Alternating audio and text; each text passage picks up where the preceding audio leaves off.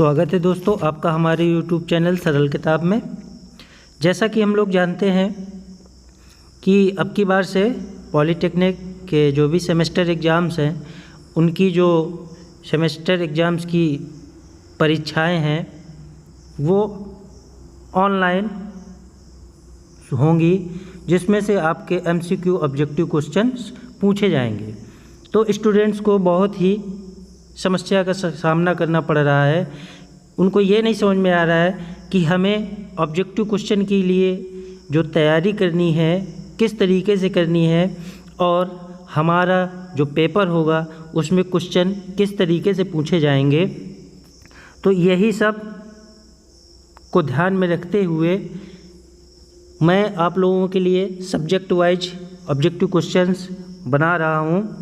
पिछले लेक्चर्स में मैंने 6 सेमेस्टर के क्वेश्चंस अपलोड किए थे और आज मैं आप लोगों को 4th सेमेस्टर के हाइड्रोलिक्स सब्जेक्ट के ऑब्जेक्टिव क्वेश्चन सॉल्व करवा रहा हूँ।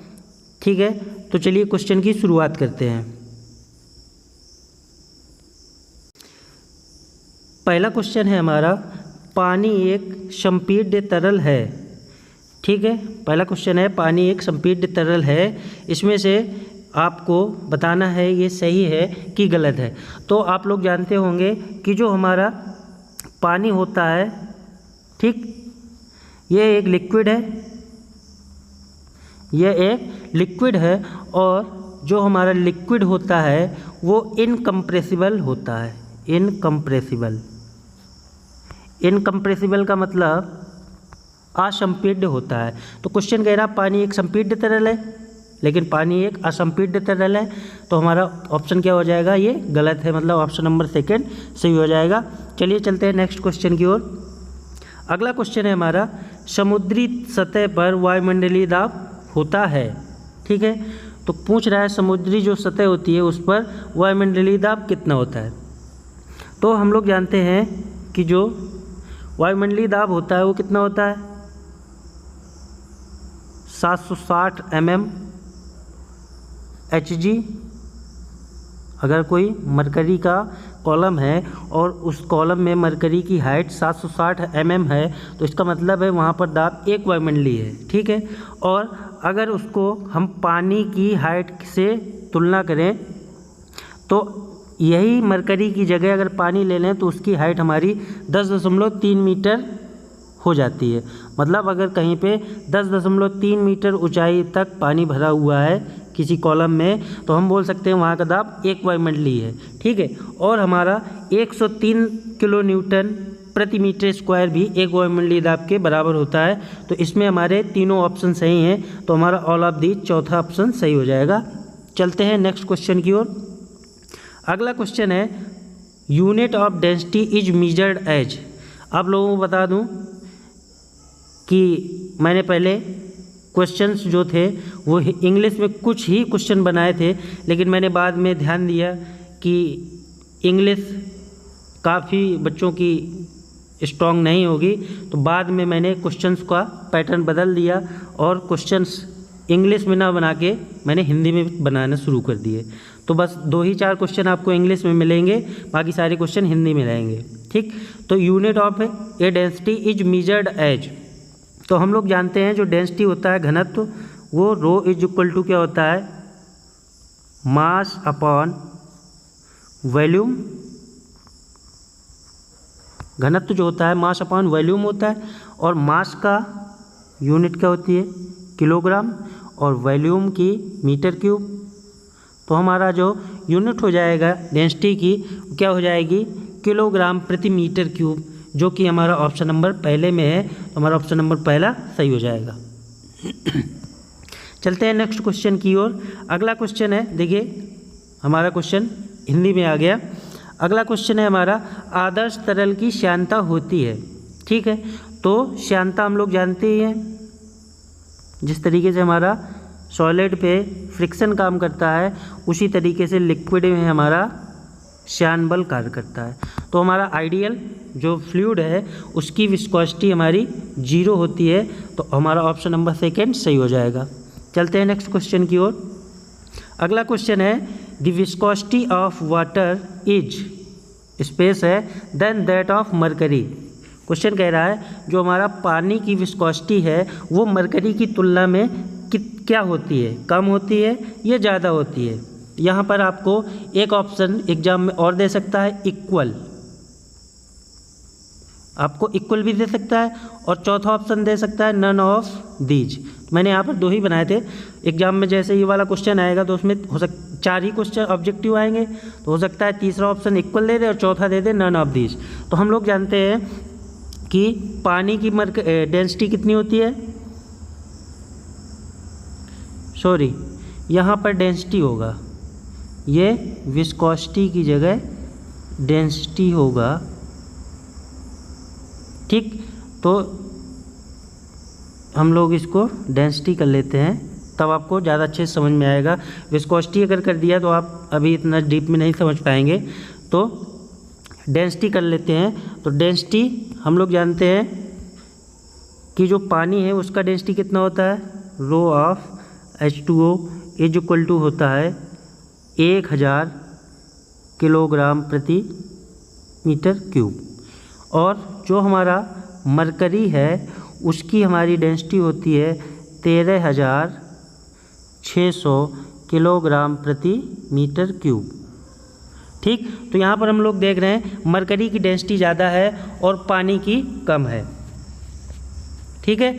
तो यहाँ पर क्या हो जाएगा, पानी की डेंसिटी मरकरी से कम होगी, तो हमारा ऑप्शन नंबर 2 सही हो जाएगा, मतलब लोअर। चलते हैं नेक्स्ट क्वेश्चन की ओर। अगला क्वेश्चन है किसी तरल के अणुओं के मध्य लगने वाले बल को क्या कहते हैं, ठीक। जैसे हमारा कोई एक लिक्विड था, ये हमने एक लिक्विड ले लिया, ठीक है। इस लिक्विड के जो अणु हैं, ठीक है, इन अणुओं के मध्य लगने वाले बल को क्या कहते हैं, ठीक। ऑप्शन है तल तनाव, आसंजन, ससंजन और केशिकत्व, मतलब surface tension, cohesion, adhesion and capillarity. Cohesion आपका ससंजन और एडेशन आसंजन, ठीक है।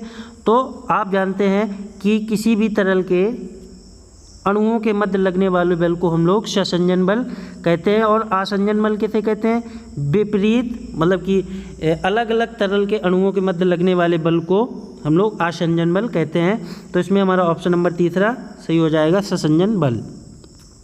चलते हैं नेक्स्ट क्वेश्चन की ओर।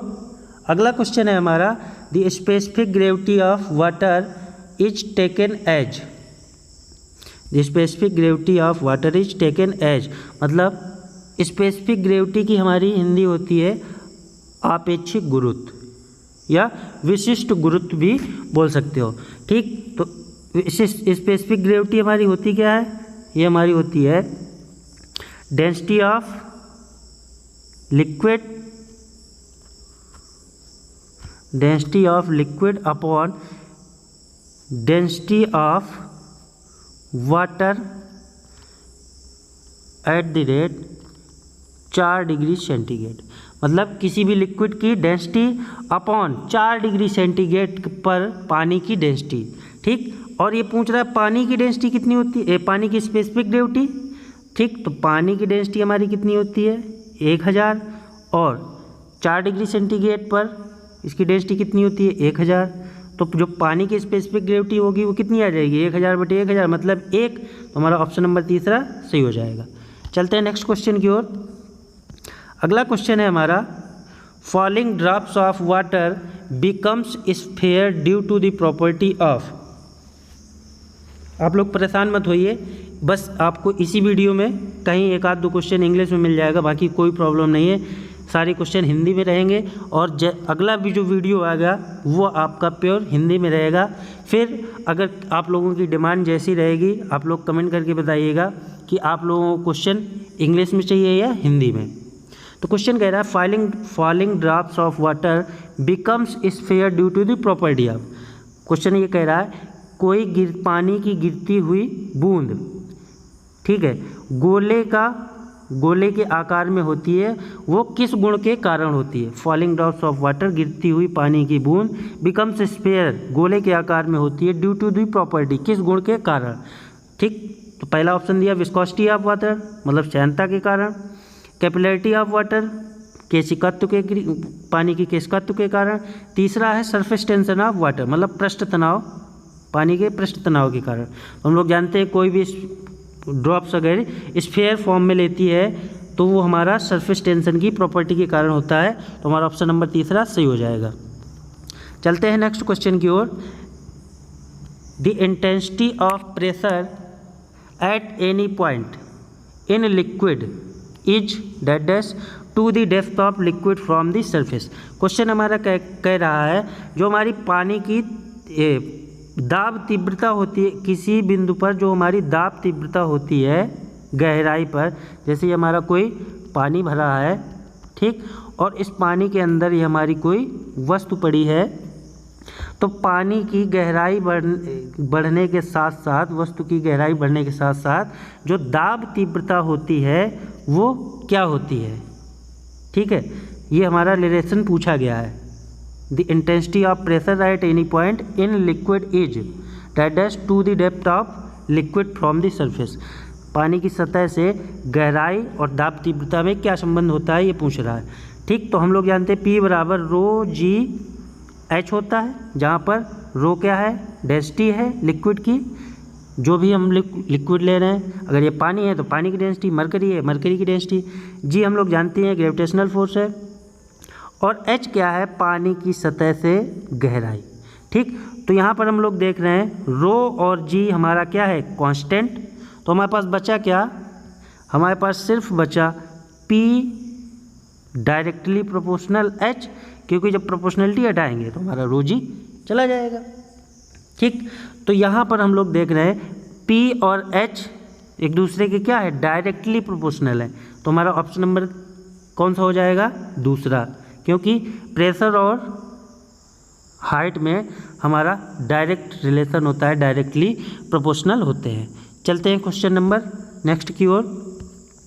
अगला क्वेश्चन है हमारा, according to Pascal's law, Pascal के नियम के अनुसार द इंटेंसिटी ऑफ प्रेशर, दाब तीव्रता का मान एट एनी पॉइंट इन ए फ्लूइड, किसी भी बिंदु पर, इन ए फ्लूइड, किसी भी तरल के किसी बिंदु पर, एट रेस्ट जो कि विरामावस्था में है, is the same in all direction, सभी दिशाओं में समान होता है।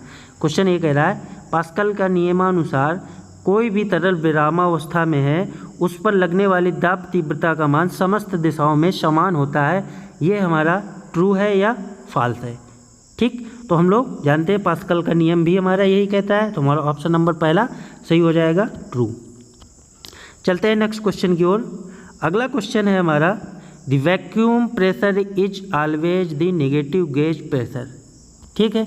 तो वैक्यूम प्रेशर क्या है, ऐसा प्रेशर जहाँ का दाब वायुमंडलीय दाब से कम हो, उसे हम लोग क्या कहते हैं, वैक्यूम प्रेशर कहते हैं। और वायुमंडलीय दाब के ऊपर मापा गया दाब पॉजिटिव होता है और नीचे मापा गया दाब नेगेटिव होता है, ठीक। तो वैक्यूम प्रेशर हमारा क्या हो जाएगा, हमेशा नेगेटिव रहता है। तो हमारा ऑप्शन नंबर पहला सही हो जाएगा। चलते हैं नेक्स्ट क्वेश्चन की ओर। अब आपको प्योर हिंदी में क्वेश्चन मिलेंगे, डोंट वरी। कह रहा है गेज दाब, वायुमंडलीय दाब तथा निरपेक्ष दाब में संबंध होता है, ठीक। मतलब एब्सोल्यूट प्रेशर, एटमॉस्फेरिक प्रेशर, ये गेज प्रेशर, एटमॉस्फेरिक प्रेशर और एब्सोल्यूट प्रेशर में क्या संबंध होता है, ठीक। तो हम लोग जानते हैं निरपेक्ष दाब जो होता है, मतलब एब्सोल्यूट प्रेशर, वो हमारा गेज प्रेशर और एटमॉस्फेरिक का योग होता है। तो हमारा क्या हो जाएगा, ऑप्शन नंबर चौथा, निरपेक्ष दाब बराबर गेज दाब प्लस वायुमंडलीय दाब, ठीक। चलते हैं नेक्स्ट क्वेश्चन की ओर। अगला क्वेश्चन है हमारा, the pressure measure with the help of a piezometer tube, जो हमारा पीजोमीटर ट्यूब होती है उसकी सहायता से जो हम लोग प्रेशर को मापते हैं वो किस में होता है, ठीक है। वो हमारा किस टर्म्स में होता है। पहला दिया है आपका न्यूटन पर mm स्क्वायर, दूसरा है आपका न्यूटन पर मीटर स्क्वायर, तीसरा है आपका हेड, ठीक। तो यहाँ पर हम लोग देखेंगे कि किस तरीके से हमारा पीजोमीटर का जो प्रेशर है वो किस तरीके से मेजर होता है।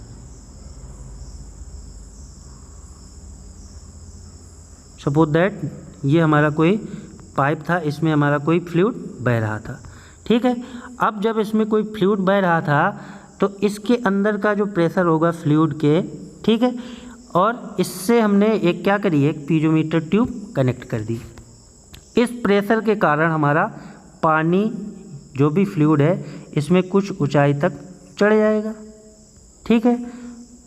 जितनी ऊंचाई तक हमारा चढ़ेगा वो क्या बताएगा, इसका हेड बताएगा, शीर्ष बताएगा, मतलब पानी का शीर्ष कितना है। तो जो पीजोमीटर ट्यूब है उसमें जो प्रेशर मीजर होता है वो हेड ऑफ लिक्विड के रूप में होता है। तो हमारा ऑप्शन नंबर तीसरा सही हो जाएगा, हेड ऑफ लिक्विड। अगला क्वेश्चन है हमारा, a piezometer tube is used only for measuring, मतलब जो हमारी पीजोमीटर ट्यूब है वो केवल क्या मापती है, ठीक है। तो अभी हम लोगों ने देखा था पीजोमीटर ट्यूब हमारी किस तरीके से होती है, इस तरीके से हमारी पीजोमीटर ट्यूब होती है, ठीक। ये यहाँ से ओपन रहेगा इधर से। अब मान लीजिए पाइप था, इसमें हमारा पानी बह रहा था, ठीक है। तो अब हम लोग जानते हैं कि पानी में जो उसके हेड की ऊंचाई होती है वो हमारी कितनी होती है, 10.3 मीटर, ठीक। मतलब हाइट ऑफ कॉलम कितनी होती है, 10.3 मीटर अगर है तो वहाँ पर प्रेशर कितना होगा, 1 atm, ठीक। जब पानी इस पर एंट्री करेगा, क्योंकि ये प्रेशर की वजह से ये ओपन है इधर से, तो हमारे ये पानी इधर से ऊपर चढ़ जाएगा, ठीक। अगर वायुमंडलीय दाब 1 है तो ऊंचाई कितनी चढ़ेगा, 10.3 मीटर। अगर वायुमंडलीय दाब से भी कम है तो हमारे ऊंचाई कितनी चढ़ेगी, इससे कम, ठीक। अगर ज़्यादा हो गया तो क्या होगा, प्रेशर अगर ज़्यादा है तो 10.3 मीटर से भी ज़्यादा हमें लंबा कॉलम लगाना पड़ेगा, ठीक, जिससे कि हमें प्रॉब्लम होगी। तो यहाँ पर हम लोग देख रहे हैं कि अगर हम लोग लो प्रेशर भी कर देंगे तब भी प्रॉब्लम है, अगर ज़्यादा प्रेशर भी कर देंगे तब भी प्रॉब्लम है, ठीक। तो इसलिए पीजोमीटर ट्यूब हमारी केवल मॉडरेट प्रेशर मीजर करती है। मॉडरेट प्रेशर हमारा ऑप्शन नंबर तीसरा सही हो जाएगा। तो अगर आपके क्वेश्चन पेपर में आता है कि पीजोमीटर क्या मीजर करती है तो आप लोग लगा सकते हैं मॉडरेट प्रेशर, ठीक है। अगला क्वेश्चन है, a manometer is used to measure, ठीक है। मैनोमीटर, अभी हम लोगों ने पीजोमीटर देखा, अब देखेंगे मैनोमीटर कैसा होता है। तो यहाँ से इस तरीके से हमारा कुछ ये मैनोमीटर आता है, ये ट्यूब्स, और ये ट्यूब हमारी एक पाइप से ऐसे कनेक्ट होती है, ठीक। और इस पाइप में हमारा कोई प्रेशर युक्त लिक्विड भरा होता है, ठीक। तो जब यहाँ का प्रेशर, यहाँ से ओपन है ये पाइप, इस इधर से इसमें ट्रांसमिट होगा, ठीक है। तो क्या होगा, ये हमारा जो है ये मैनोमीटर का पूरा सेट है विद पाइप, ठीक। ये हमारा मैनोमीटर है, इस तरीके से मैनोमीटर होता है, ठीक है। तो मैं यहाँ पर हम लोग देख रहे हैं मैनोमीटर किस में यूज होता है, ये पाइप है, और हम लोग इसका यूज चैनल में भी कर सकते हैं, ठीक। आगे जो क्वेश्चंस आएंगे उसमें मैं क्लियर कर दूंगा कि चैनल किसे कहते हैं। तो जो मैनोमीटर है उसका यूज कहाँ का होता है, पाइप और चैनल्स में, ठीक। तो हमारा ऑप्शन नंबर सेकंड सही हो जाएगा, pressure in pipes and channel. तो मैनोमीटर का यूज हमारा प्रेशर मापने के लिए चैनल और पाइप में होता है। अगला क्वेश्चन है, the unit of surface tension is, ठीक। पृष्ठ तनाव की यूनिट क्या होती है, ठीक है। अगर हम लोग सरफेस टेंशन को परिभाषित करें तो होता क्या है, एकांक लंबाई पर लगने वाले बल को क्या कहते हैं, सरफेस टेंशन। एकांक लंबाई पर लगने वाले बल को सरफेस टेंशन कहते हैं। यहाँ पर अगर मात्रक लिखा जाए तो बल का मात्रक न्यूटन और लंबाई का मात्रक मीटर। तो हमारा ऑप्शन क्या हो जाएगा, न्यूटन प्रति मीटर, जो कि हमारा ऑप्शन नंबर चौथे में है। तो हमारा ऑप्शन नंबर चौथा सही हो जाएगा। चलते हैं नेक्स्ट क्वेश्चन की ओर। अब ये क्वेश्चन आ गया, बहुत ही छोटा न्यूमेरिकल है। जल की स्वतंत्र तल से 4 मीटर गहराई पर दाब तीव्रता का मान ज्ञात करना है, मतलब दाब का मान ज्ञात करना है। तो हमारा h दे दिया कितना है 4 मीटर। ठीक, अब दाब पूछ रहा है P। तो हम लोग जानते हैं P बराबर होता क्या है, रो जी एच। सॉरी क्या हो गया, P बराबर हमारा P बराबर क्या होता है, रो जी एच। यहाँ पर क्या दे रहा है, पानी। ठीक है, तो पानी की डेंसिटी कितनी होती है 1000 इंटू जी का मान कितना होता है 9.81 इंटू हाइट कितनी दे रखी है 4। अगर इसका ये दशमलव हटाएंगे तो 2 जीरो इसका कैंसिल हो जाएगा। अगर हम लोग इसमें 4 का मल्टीप्लाई करेंगे तो ये कितना आ जाएगा, 4 एकम 4, 8 चौके 32 और 9 चौको 36 और 3 हासिल कितनी हो जाएगी 39 और 1 जीरो ये। ठीक, तो कितना आ गया 39,240। अगर हम लोग इसको दशमलव लगा दें, अगर यहाँ पर हम लोग दशमलव लगा दें तो वैल्यू किस में आ जाएगी, किलो में। तो हमारा देख रहे हैं ऑप्शन क्या आ जाएगा 39.24 किलो पास्कल। तो हमारा ऑप्शन नंबर तीसरा सही हो जाएगा 39.24 किलो पास्कल। चलते हैं नेक्स्ट क्वेश्चन की ओर। अगला क्वेश्चन है हमारा, यदि किसी जगह का दाब 0.15 मेगा पास्कल है तो पानी के कॉलम के स्तंभ की लंबाई कितनी होगी। पानी के कॉलम के स्तंभ की, यहाँ पर ये लंबाई मिसप्रिंट हो गया है, यहाँ पर लंबाई होगा। ठीक है, तो यहाँ पर दे रखा है प्रेशर उसने कितना है 0.15 मेगा पास्कल है। इसको हम लोग क्या करें पास्कल में बदल लें। पास्कल में जब बदलेंगे तो मेगा की जगह हम लोग 10⁶ का मल्टीप्लाई करवा देंगे इंटू 10⁶ पास्कल। ये हमारा P आ गया। तो हम लोग जानते हैं P बराबर होता क्या, रो जी एच। तो P को हम लोग कितना लिख देंगे 0.15 इंटू 10⁶ बराबर रो कितना है 1000, जी कितना है 9.81 इंटू एच। यहाँ से अगर हम लोग h की वैल्यू निकालें तो कितना आएगा 0.15 गुणे 10⁶ अपॉन 1000 इंटू 9.81 कितना आएगा 9.81। तो हमारा कितना आ जाएगा h। इसको जब हम लोग सॉल्व करेंगे तो हमारा जो h आएगा वो आएगा 15.3 मीटर के बराबर। तो हमारा ऑप्शन नंबर पहला सही हो जाएगा। कितना आ जाएगा 15.3 मीटर। चलते हैं नेक्स्ट क्वेश्चन की ओर। अगला क्वेश्चन है the mass per unit volume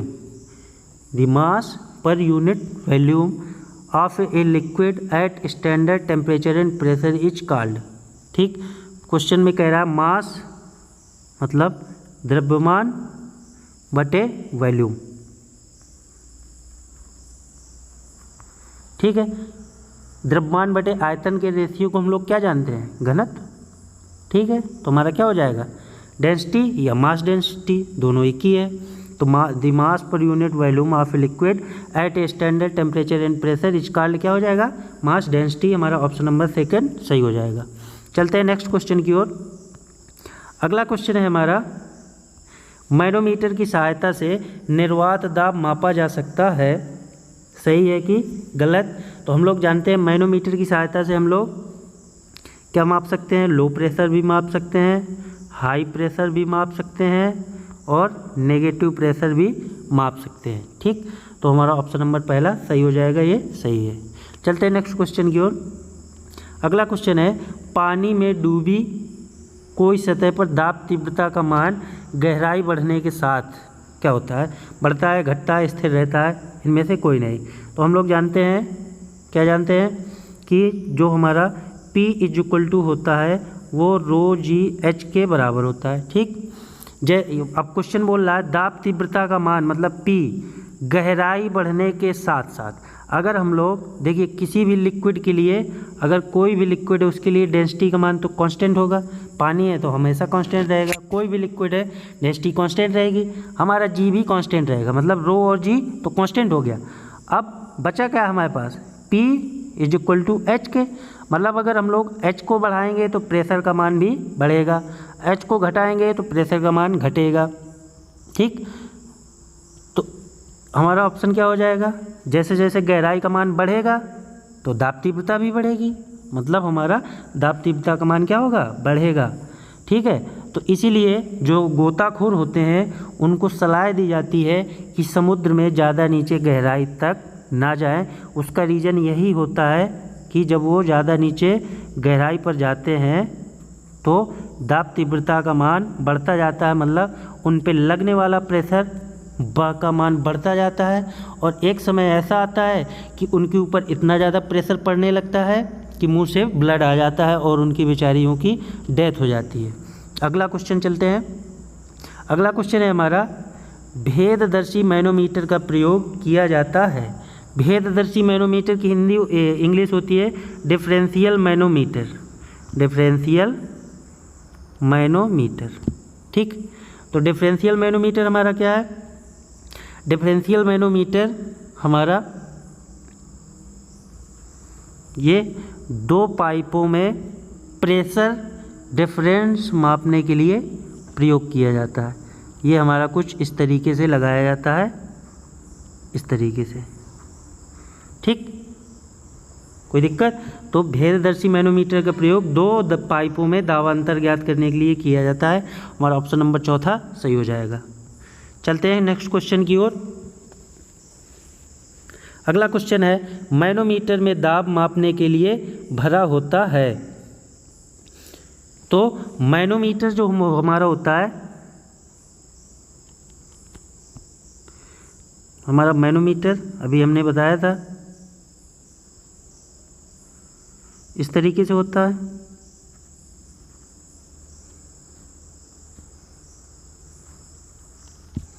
ठीक, तो मैनोमीटर में यहाँ पर जो लिक्विड भरा होता है उसकी डेंसिटी हाई होती है। ठीक है, ये फ़िलहाल यहाँ तक होता है, इधर तक कम होता है क्योंकि यहाँ तक बहने वाला ये दूसरा वाला पाइप में जो लिक्विड होता है वो इधर से यहाँ तक होता है। मैनोमीटर में जो लिक्विड भरा होता है वो यहाँ तक होता है। तो जो लिक्विड भरा होता है मैनोमीटर में उसकी डेंसिटी हमारी हाई होती है। हम लोग क्या कह सकते हैं, मैनोमीटर में दाब मापने के लिए उच्च घनत्व वाला द्रव भरा होता है। ऑप्शन नंबर तीसरा सही हो जाएगा। चलते हैं अगला क्वेश्चन। अगला क्वेश्चन है हमारा, रोटामीटर का प्रयोग किया जाता है। तो जो हमारा रोटामीटर है, रोटामीटर का प्रयोग द्रव का प्रवाह वेग मापने के लिए किया जाता है। रोटामीटर हमारा कुछ इस तरीके से होता है, यहाँ पर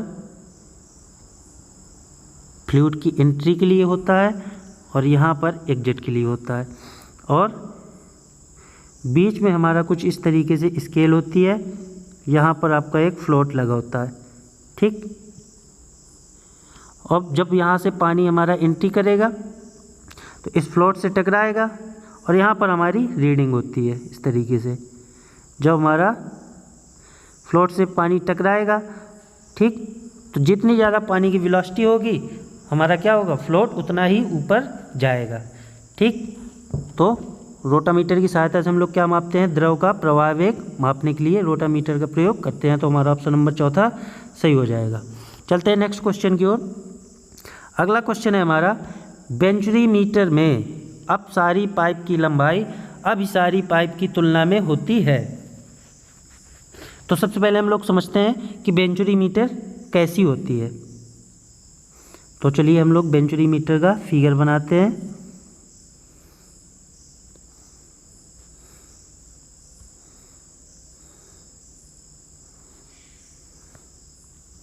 ये हमारा कुछ इस तरीके से बेंचुरी मीटर होती है। ठीक है, ये जो है ये हमारा मेन पाइप होते हैं, ये मेन पाइप हैं, ठीक। इनको हम लोग क्या कहते हैं, मेन पाइप, मेन पाइप, ठीक। और ये जो पोर्शन है ये, इसको कन्वर्जेंट पाइप बोलते हैं, ठीक। कन्वर्जेंट कॉनिकल पाइप भी बोल सकते हो। और ये जो है इसको, ये वाला पोर्शन, ये वाला, इसको हम लोग क्या बोलते हैं, थ्रॉट माने होता है कंठ।